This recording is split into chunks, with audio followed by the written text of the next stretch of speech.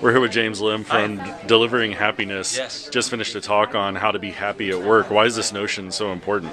Well, I think we all know we spend a lot of time at work, and even more so today, because there's actually been research where 90% of us are sending emails after hours and on weekends. So what is work? Work is like all of our life right now because of technology. So in order to be happy in life, you need to be happy at work.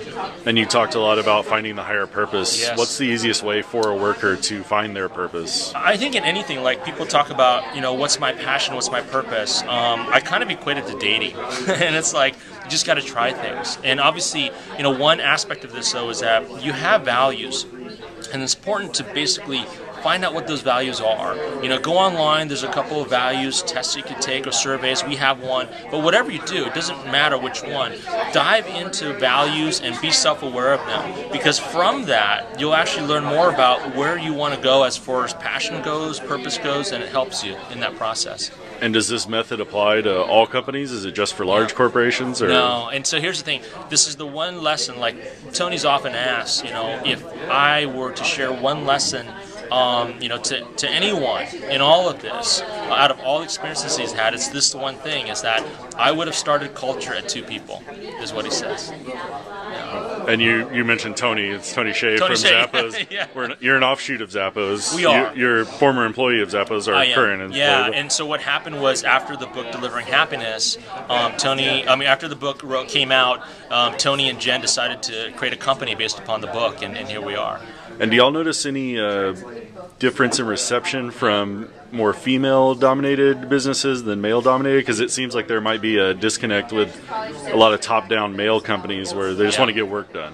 Yeah, obviously there are those generalizations, but you'll have the exceptions as well. But I do think that a lot of what we're talking about, is in that realm of really kind of just awareness of one's emotions and feelings, as well as kind of again, passions and purpose. And I think that generalizations can say that maybe a woman is more kind of in tune with that or not. But I'd say that there are always kind of people, both from the side of men and the side of women, that resonate with this.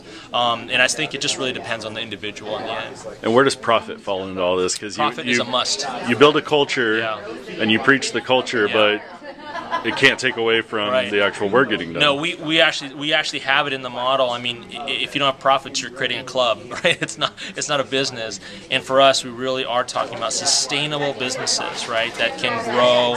And it's been proven. From all the way back when with Jim Collins, companies that have great purpose and great culture will be more successful long term. So the profits are there, but there is an importance to make sure that you do focus on these things, and that's the thing that most people don't. And what's your one piece of advice for CEOs of any level to help their workers be happy? Ask and listen.